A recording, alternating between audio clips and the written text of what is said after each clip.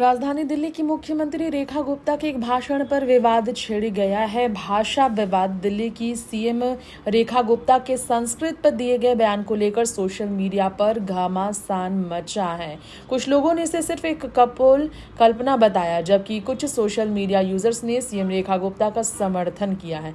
दिल्ली की मुख्यमंत्री रेखा गुप्ता ने संस्कृत को सबसे वैज्ञानिक और कंप्यूटर फ्रेंडली भाषा बताया है। उन्होंने ये बात 4 मई को एक संस्कृत शिक्षण कार्यक्रम को समापन समारोह के दौरान कही। ये कार्यक्रम 23 अप्रैल से शुरू हुआ था। इसे दिल्ली सरकार ने संस्कृत भारती नामक संस्था के सहयोग से आयोजित किया, जिसे लेकर सोशल मीडिया पर एक जंग छिड़ी है।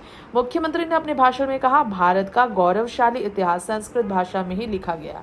हमारी संस्कृति इसी भाषा में दर्ज है और ये दुनिया भर के 60 से अधिक विश्वविद्यालयों में पढ़ाई जाती है। जब मैंने रिसर्च की तो पाया कि नासा के वैज्ञानिकों ने भी इस भाषा पर शोध पत्र लिखे हैं। वे इसे वैज्ञानिक भाषा मानते हैं जो कोडिंग और कमांड्स के लिए उपयुक्त होते हैं। ये भी कहा उन्होंने कि संस्कृत न केवल एक प्राचीन भाषा है बल्कि आधुनिक तकनीक के क्षेत्र में भी इसकी उपयोगिता की वैज्ञानिकों ने स्वीकार किया है। उनके अनुसार संस्कृत के वैज्ञानिक नियम इतने सटीक है और तार्किक है कि ये कंप्यूटर प्रोग्रामिंग और आर्टिफिशियल इंटेलिजेंस में भी इस्तेमाल हो सकते हैं। संस्कृत को भारतीय संस्कृति की जड़ बताते हुए सीएम ने कहा, हर राज्य की अपनी एक मातृभाषा होती है, लेकिन वास्तव में संस्कृत ही हमारी सच्ची मातृभाषा है। हिंदी, मराठी, बंगाली, सिंधी, मलयालम ये सभी भाषाएं संस्कृत से ही निकली हैं। अगर भारत को विश्व गुरु बनना है तो संस्कृत के माध्यम से हमें अपने ज्ञान को और गहराई से समझना होगा। ये वह भाषा है जिसने हमारे विज्ञान, व्यापार और संस्कृति को दिशा दी है। मुख्यमंत्री ने यह भी घोषणा की कि उनकी सरकार दिल्ली के उन स्कूलों को विशेष समर्थन देगी जहां संस्कृत पढ़ाई जा रही है। हम चाहते हैं कि बच्चों को अपनी संस्कृति और विज्ञान की समझ संस्कृत के माध्यम से मिले। इस दिशा में दिल्ली सरकार प्रतिबद्ध है, ये सीएम रेखा गुप्ता ने कहा।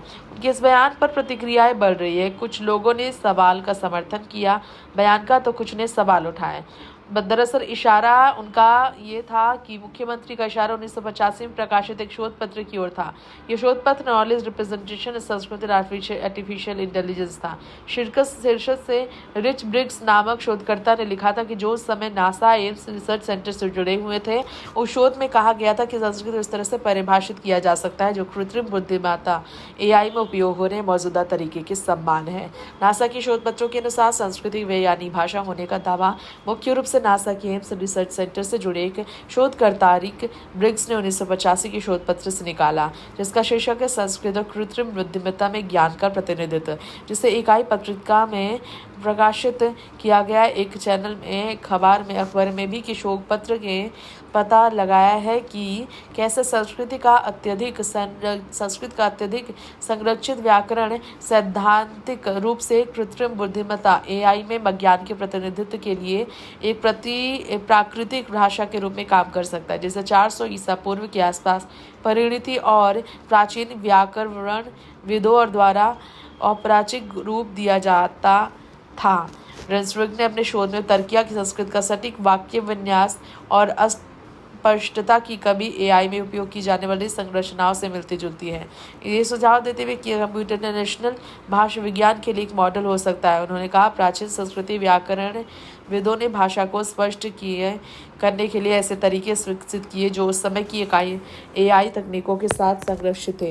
हालांकि शोध पत्र ये दावा नहीं करता है कि संस्कृत सर्वश्रेष्ठ या सबसे विज्ञानी भाषा है, ना ही ये बताता है कि नासा प्रोग्रामिंग या कोडिंग के लिए इसका समर्थन करता है।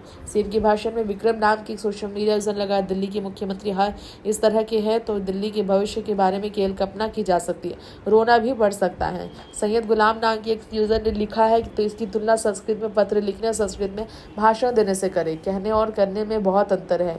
अवधेश शर्मा नाम की यूजर ने कहा, IIT बनाम व्हाट्सएप यूनिवर्सिटी बताया इसे। इस तरीके से कुछ सोशल मीडिया यूजर्स ने सीएम रेखा गुप्ता की बात का समर्थन किया और यूजर्स का तर्क है कि दिल्ली के सीएम का यह बयान सिर्फ भाषण नहीं बल्कि एक विचार है। संस्कृति को फिर से मुख्य धारा में लाना चाहिए। यदि यह भाषा आधुनिक विज्ञान और तकनीकी में उपयोग हो सकती है तो इसे सिर्फ धार्मिक या पारंपरिक भाषा के दायरे में सीमित रहना उचित नहीं होगा।